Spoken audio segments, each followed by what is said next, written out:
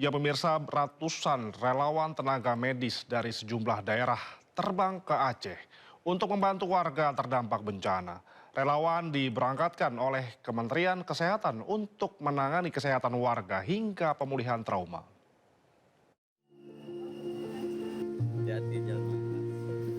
Sebanyak 126 relawan dari sejumlah daerah di Indonesia diberangkatkan ke Aceh melalui Bandara Internasional Soekarno-Hatta, Tangerang, Banten, Sabtu pagi.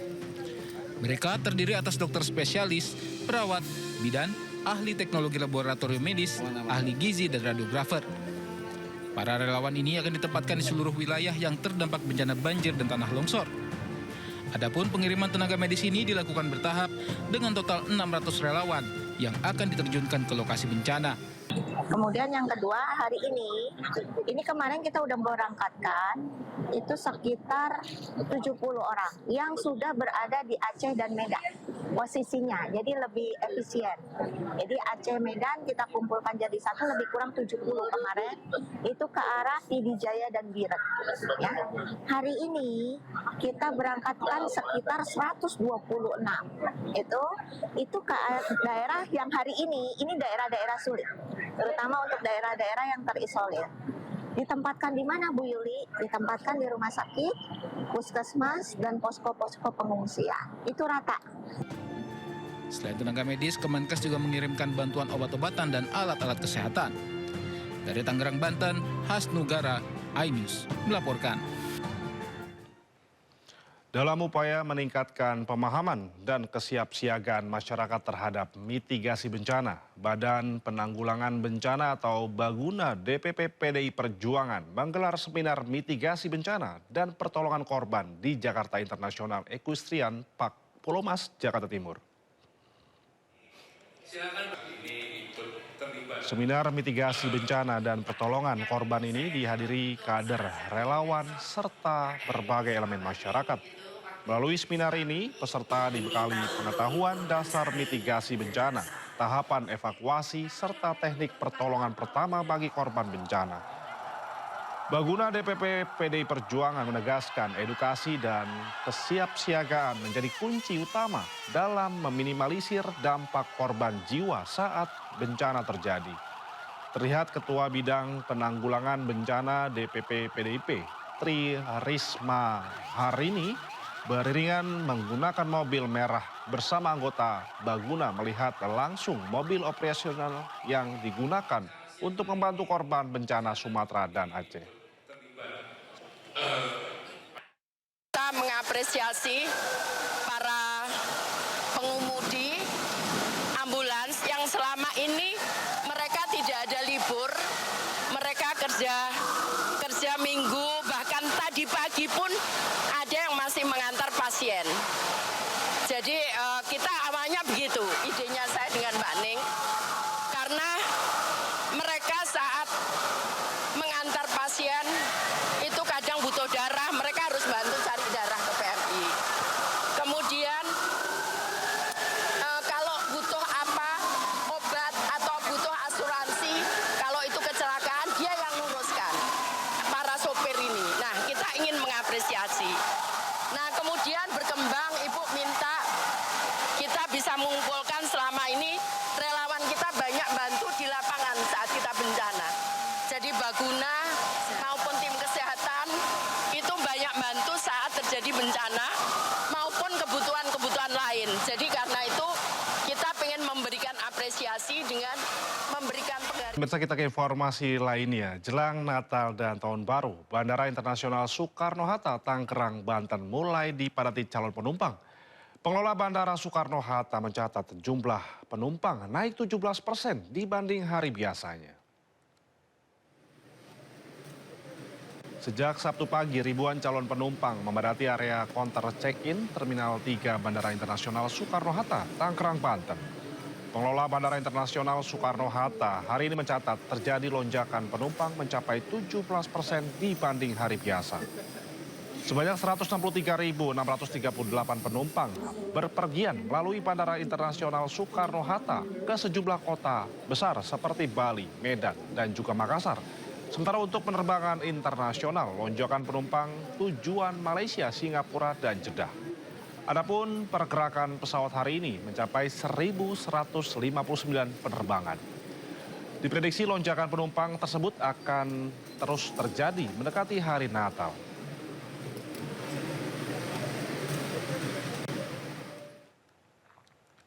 Sementara itu memasuki masa libur Nataru 2025-2026, sejumlah persiapan telah dilakukan oleh PT KAI.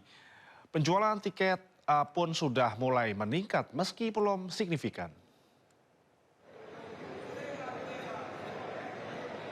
Masa angkutan liburan Natal dan Tahun Baru rencananya akan berlangsung selama 18 hari, mulai 18 Desember 2025 hingga 4 Januari 2025. KAI Daup 1 Jakarta sediakan sebanyak 909.536 tiket selama masa libur Natal dan Tahun Baru 2025-2026.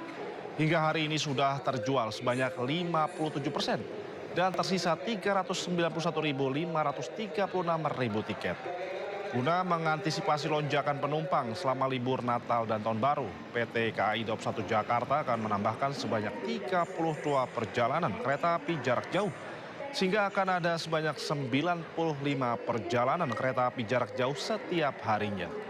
Sementara itu puncak arus perjalanan periode Natal ini diprediksi terjadi pada 23, 24, 25 Desember.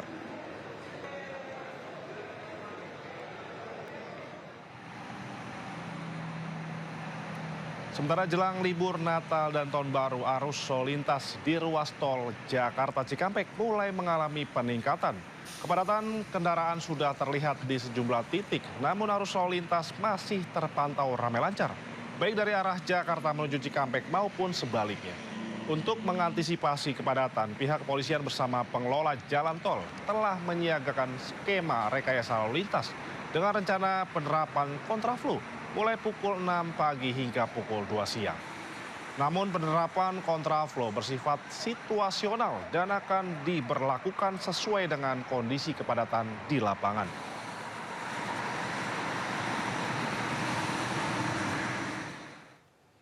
Jelang libur Natal dan Tahun Baru 2025-2026, berbagai persiapan dilakukan kepolisian Polres Bogor untuk menangani kemacetan di kawasan Puncak Kabupaten Bogor. Memasuki libur akhir tahun Natal dan Tahun Baru, hari ini kawasan wisata Puncak sudah ramai dikunjungi. Kemacetan pun tak terhindar. Untuk mengantisipasi kemacetan, saat Satlantas Polres Bogor melakukan rekayasa lalu lintas ganjil genap pada Sabtu pagi dan siang. Selain ganjil genap, petugas juga berlakukan jalur satu arah dari arah Puncak menuju Jakarta.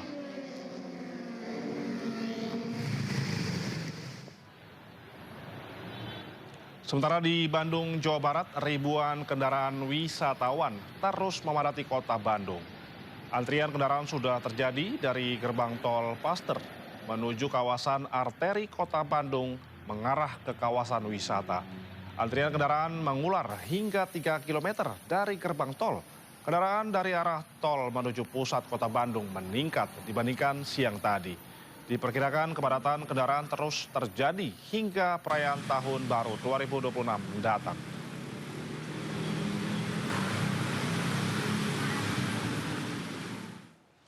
Sementara jelang Natal dan Tahun Baru, pengamanan di Pelabuhan Gilimanuk, Jembrana, Bali diperketat. Pengetatan ini menjadi langkah rutin mengamankan wilayah Bali selama periode liburan akhir tahun.